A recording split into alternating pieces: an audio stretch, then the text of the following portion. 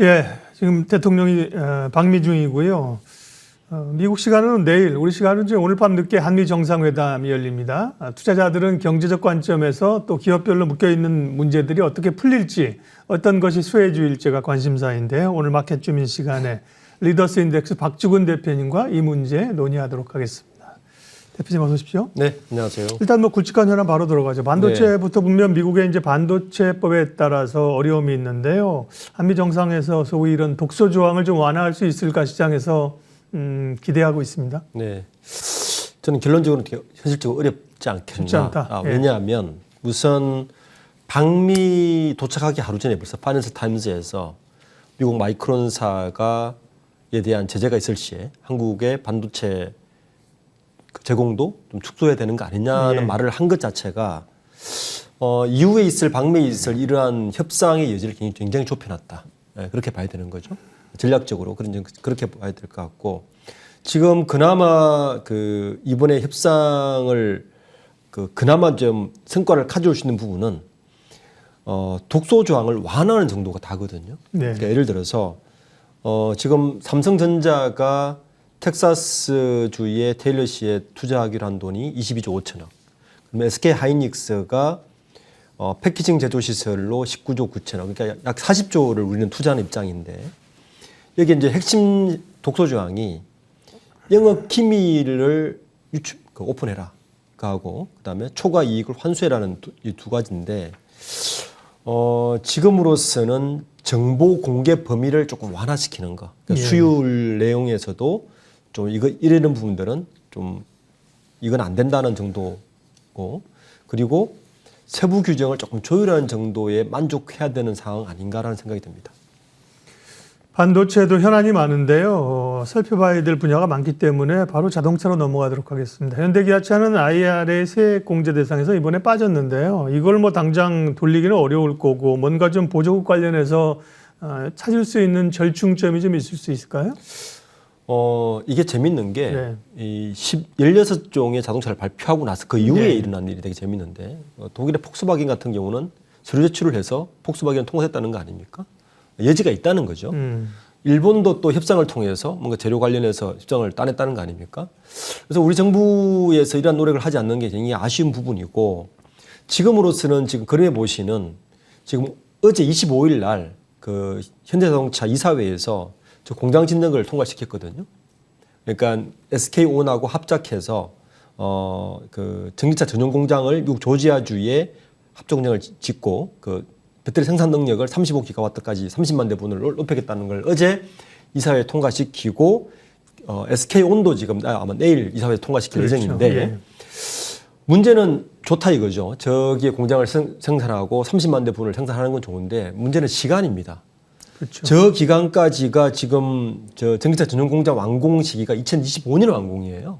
그러면 당장 올 하반기하고 내년 1년 반의 공백 기간이 생기는데, 이 공백 기간 동안은 뭘 할 거냐에 대해서 사실 지금으로서는 답이 없는 상황이죠.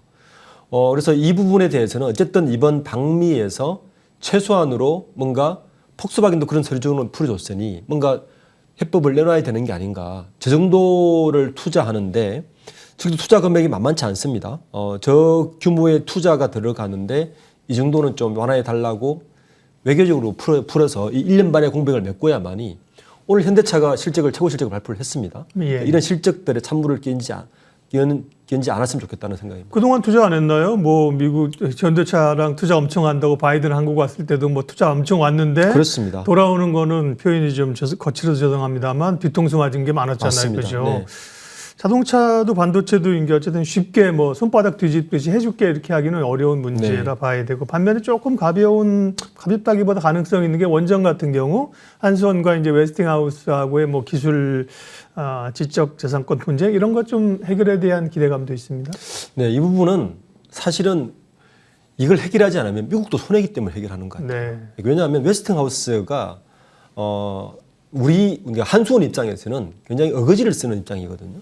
왜냐하면 뭐 굳이 이거를 그쪽에서는 특허를 침해했다 그러는데, 지난번 폴란드의 1기 원전 수주할 때 이것 때문에 한수원이 물러나고 미국 웨스팅하우스가 수주를 했습니다. 그런데 문제는 뭐냐 하면 미국에서도 이걸 수주하려고 보니까 코스트가 별로 안 맞다 보니까 우리나라가 필요한 거예요. 그러니까 미국이 이런 식이라는 거죠. 자기들의 이익에 필요하고 하다 보니까 이거는 양보하는 척하면서 이건 해결해 주겠다는 거죠. 물론 우리 입장에서는 그것조차도 사실은 해결받아졌든 지금 윤석열 정부가 그 취임 1성으로 내놓은 게 원전 사업, 원전 수주 뭐 이런 걸 하겠다는 건 아직 한 건도 못 했단 말이에요. 이것 때문이거든요. 그러니까 이 웨스팅하우스와 이 부분은 첫 번째 관건은 이걸 양사가 일단 분쟁으로 가지 않고 법원에 분쟁으로 가지 않고 서로 상호 협력해서 가는 걸 일단은 마무리 지을 것 같습니다. 그래서 그걸 통해서 해외 원전을 일단 나가고 두 번째는 뭐냐면 SMR입니다. 그러니까 소형 원전 기술도 여기 물려 있거든요. 예. 그러니까 이번에 이 부분을 양해각서를 체결을 해야만이 원전주하고 소형 원전주까지 같이 아마 동반 좀 희망이 있을 것 같고 이 관련된 주는 뭐 두산 에너빌리티라든지 이쪽에서 이게 만약 협상 타결이 됐다고 소식이 들리면 이쪽에서는 호재는 분명할 것 같습니다. 많은 경제인들이 이번에 이제 방미길에 같이 올랐는데요. 국내 바이오 헬스케어 분야 쪽도 한미 간 협력이 기대가 됩니다. 이런 쪽은 뭐가 좀 나올 수 있을까요? 이번에 그 정경련 주최에서 초청 대상자를 받았는데 122개 기업이 가는데 네. 저희가 조사를 좀 분석을 해봤더니 예.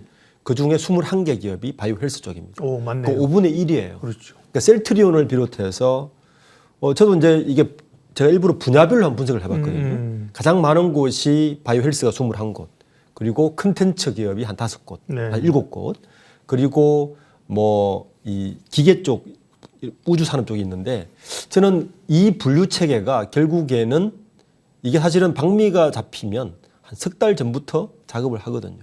어떤 협상을 내놓을 건지, 결과물 네. 내놓을 건지 작업을 하기 때문에 사전에 이 분류 체계만 봐도 바이오 쪽에 뭔가 가져올 것이라는 걸 대상을 예상할 수 있는데 역시 25일 날 MOU를 체결했습니다. 그 내용은 뭐냐 하면 이게 바이오 의약품의 원부자재가 이번에 포함됐어요. 그리고 헬스케어하고 또 중요한 건 바이오 헬스만 있는 게 아니라 이게 뭐가 들어가냐면 식량이 들어갑니다. 예.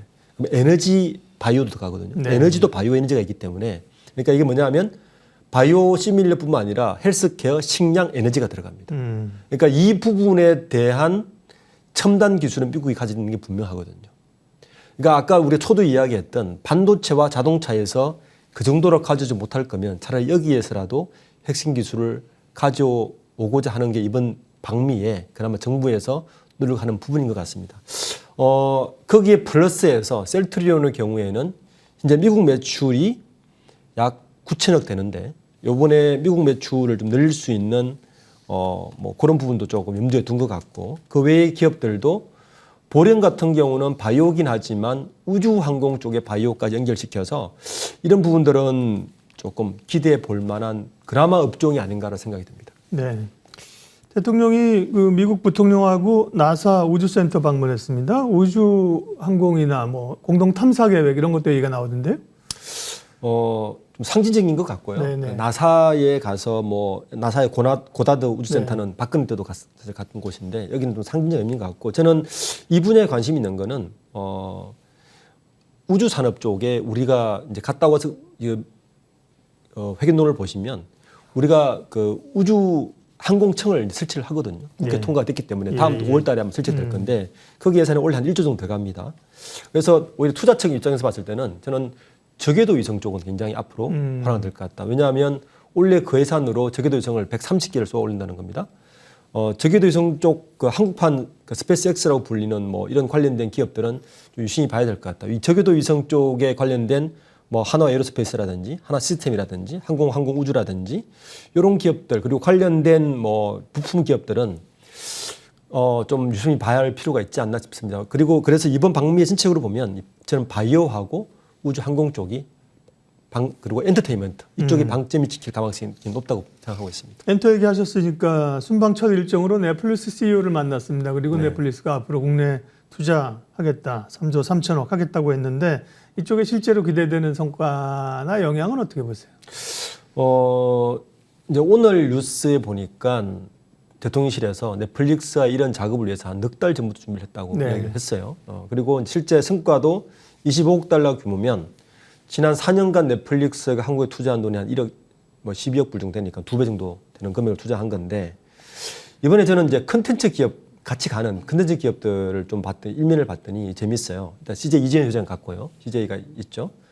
그다음에 SL 중앙의 정경문 대표가 동행을 했고 레몽레인이 따라갔습니다. 그리고 A스토리, 라이프스 컴퍼니, 그다음에 뭐 왓챠 이것도 따라갔어요. 그래서 이번에 방미에 동행한 기업들 유심히 볼 필요가 있다. 그러니까 이게 그냥 선정했을 것 같지는 않고, 네. 그리고 넷플릭스의 투자도 이미 사전조율이 이미 돼 있었던 사안이고, 그 사안 속에서 그 동행 기업들을 좀 선별했을 것 같으니 이런 기업들도 좀 투자 입장에서는 유심히 보는 것도 하나의 팁이 될 것 같다는 생각이 듭니다. 경제적 측면에서의 이제 대통령의 방미 한미 정상회담 관련된 여러 그 현안들을 점검했는데요. 다만 이런 것들이 이제 이벤트성으로 사실 또 살짝 지나가는 경우도 과거에도 많았습니다. 그렇죠? 많죠. 뉴스 나왔다가 이제 지나가고 그런 점에서 투자자들은 어떻게 좀 투자에 참고를 하고 하면 될까요? 조언해 주십시오. 우선 제가 방금 넷플릭스 투자 건도 말씀을 드렸다시피 그 대통령실에서 이야기했듯이 이 사전 조율을 위해서 4개월 전부터 준비를 했다는 네. 겁니다.